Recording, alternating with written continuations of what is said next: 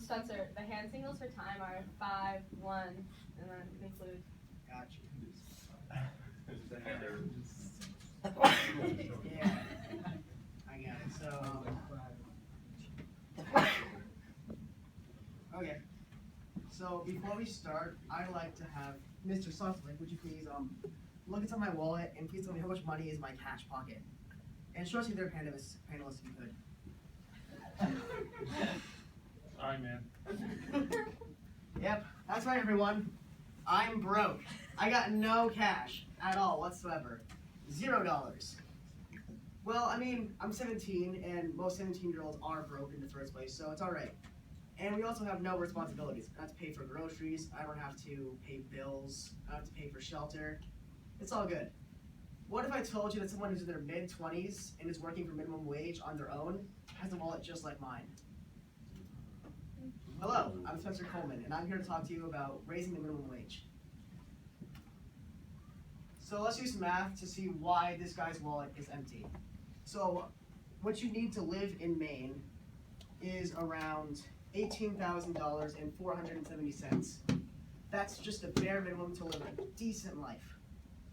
So you might think a minimum wage worker could make that, right? If they work full time, they work really hard. Well, you're wrong. A minimum wage worker makes $15,080.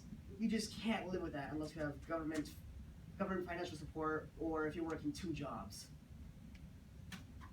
Here's a graph that I made to show the difference between living wages and the minimum wage in Maine. As you can see, there's a big difference if you're just one adult and you have the living wage right here and the minimum right here. You just can't do it. The living wage is $10.61 and the minimum wage is $7.50. And it just gets worse as you add more people to your family. For example, right here, if you have one adult and one child, the living wage is $22.36 as compared to the $7.50. Just look at the big differences over here. You just can't live if you have a family. It just isn't possible. That's the problem. The minimum wage is impossible to live off. You just can't do it. And the government is doing minimum work to solve this issue. So what's my solution? My solution is the federal government should raise the minimum wage to $12 an hour by 2020 in order to address the issue that is the gap between the rich and the poor. So first, let's get into the history of the minimum wage. It all starts off in the late 1800s when the workforce really started to pick up. Back then, America wasn't really run by the government. It was more run by the rich businessmen, and there was no regulations in the workplace. So the working conditions were harsh, there was child labor, and people were getting paid around 10 cents an hour. Generally a horrible time. But people still worked because they were inspired by fear.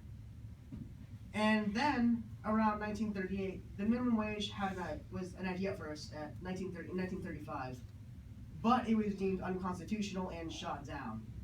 But then again, in 1938, President Theodore Roosevelt passed the Fair Labor and Standards Act, which established the minimum wage at 25 cents an hour. Another thing that was going on during this time was the Great Depression. Now, this was a bad time for our economy since no one had money and poverty was as high as it could be. But when the minimum wage happened, it really helped pull our economy up and get our nation out of the Depression. And then this leads us to the minimum wage's peak in 1968. Now, our economy then was actually really great. It was at one of its highest points. And the minimum wage was around, it was around $10.16, including inflation. So it's like it was like $4 or something back then, which compared to what it is now, is huge, and really made the economy great back then. So that leads us to the current legal status. So the minimum wage right now, nationally, is $7.25. And what keeps it going is the Fair Labor and Standards Act, which has been in act since 1938. Now this law covers all kinds of stuff in the workplace, like overtime pay, tip credit, the minimum wage itself, and child labor laws. And it's all under the U.S. Department of Labor, which is what regulates it and keeps it working over the years. Now, there are some alternative perspectives to why the minimum wage, why it should not be raised at all. See, some people think that if you raise the minimum wage, it will kill every single small business that ever exists. All those mom and pop stores, all those small breakfast restaurants that you like to go to, gone, dead. You'll never see them ever again if the minimum wage is raised.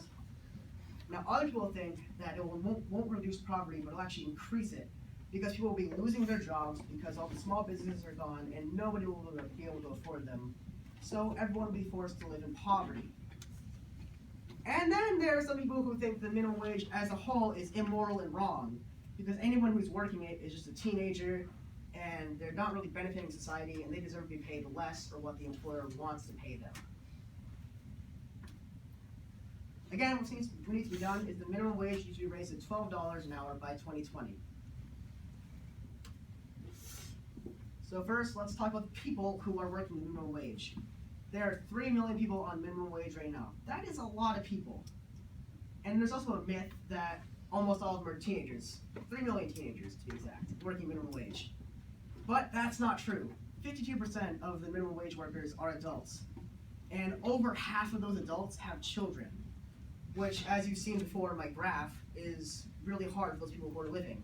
They just can't do it. It's a quarter of the workers. And then there are also the people who are working for around $9 an hour, $10, who are just above the minimum wage. That's 21 million people of them, 21 million of them, and they will also be affected by this if it's raised to $12. But the real point is that if the minimum wage is raised, it can help push, especially the 21 million people, into a comfier living style in the middle class.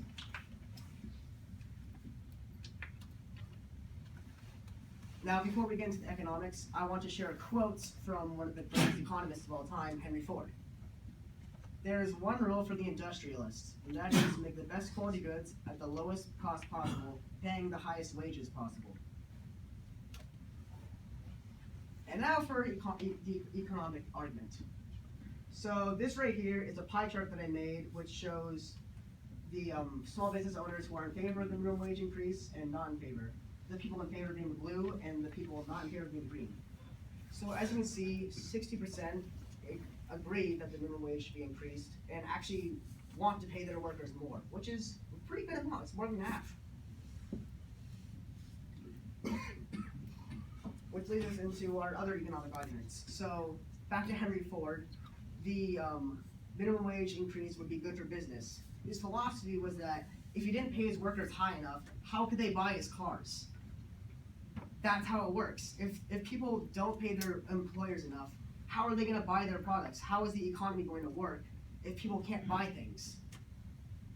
And that's why people need more money in order to make the economy work.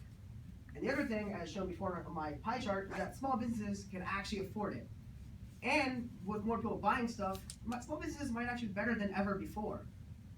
And because of all this, people earning more money, spending more money, businesses doing great, it will also not cause mass unemployment. And if it does cause any unemployment at all, it'll be temporary because the economy just needs to settle before people can actually do things. So you might ask, how do we make this happen? Well, that's easy. One thing that we need to do is we need to elect a Democratic president, like Bernie Sanders, for example, someone who agrees with the minimum wage increase. These people will look at bills like the Raise the Wage Act, which is kind of going through Congress right now, and they can also revise the Fair Labor Standards Act, which will increase the minimum wage over time to $12 an hour by 2020. And lastly, why should you care? I know if I was you, I'd be a little skeptical at first. But you should care because raising the minimum wage is the real way to make America great again. It'll make America great again because more people will be in the middle class, more people will be buying stuff, the economy will be great, and everyone will be living healthier and comfier lifestyles in America. Thank you. I'll be taking questions.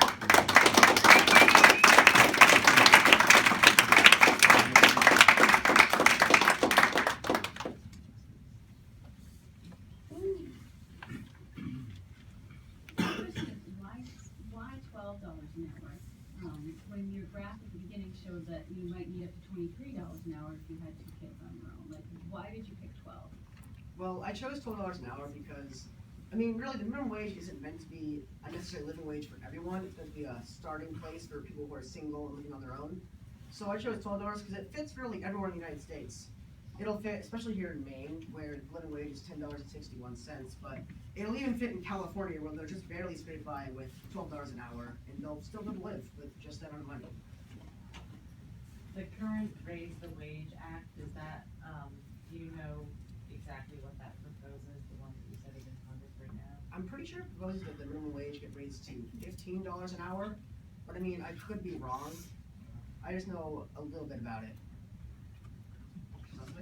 What's the minimum wage in Portland right now? It's $10.10. Good, yes. And I guess, I wish, I don't know if you came across this in your research, but when we were looking at this, in terms of setting the minimum wage to avoid, and I really appreciated that you had the arguments with the opposition up there. Economists, there's a fair amount of consensus among economists, and maybe you can remember the percentage. In setting the minimum wage to avoid those negative impacts that the opposition talks about, they suggest not going above, and I can't remember whether it's 50% of the prevailing wage, or, do you Yeah, recall I that? think it's something like that. Yeah, okay, all right, so I'm on the same, okay, great.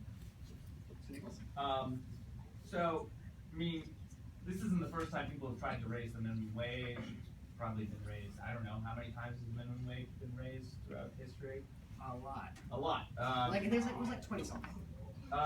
So do we need to, should we keep having this argument every few years, about raising the minimum wage? Is there a way to avoid that?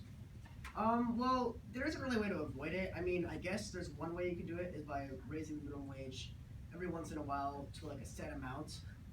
But I think if it all works out right now and the economy settles to like a steady point, then we cannot argue about it for a really long time.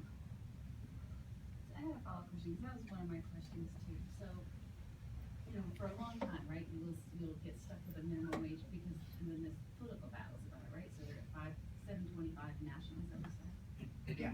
So you get stuck there for a long time. Like, how could we connect this to something else? We don't have to keep arguing about it, and it just gets raised automatically? Yeah, it is possible to make a new law, and we can like revise the Fair Labor and Standards Act to do something like that if we really want to, or we can abolish that entirely and make something totally new, which would create that possibility. But right now, through government, that just can't happen. I just wonder what your thoughts in Portland. What we did is we set it at 1010 effective in January, and then it's going to go to 1060 I think next year. Yeah. And then after that, it's going to be adjusted to the consumer price index. So that's one way that we I think that's a showed. fantastic solution. Right, because if the federal government had done that back in 1964, I think you said when it would have kept pace with inflation. Yeah. Because that's the problem with interesting approach. All right, so, I'm kinda old, so I've lived in a lot of different places. And I know that it costs a lot more to live in New York City than it does cost to live in Portland, Maine. And, you know, both of those things cost a lot more than living in like rural West Virginia. Yeah. So, I'm wondering, does it really make sense to have a national minimum wage? Shouldn't this be more of a local thing based on, you know, the price of living in different places? Well, it makes sense to have a national minimum wage because there are some states in the South who don't have state minimum wages at all. So it'll really impact them. And that's actually where the most minimum wage workers are actually living, way down like near Alabama, all those states.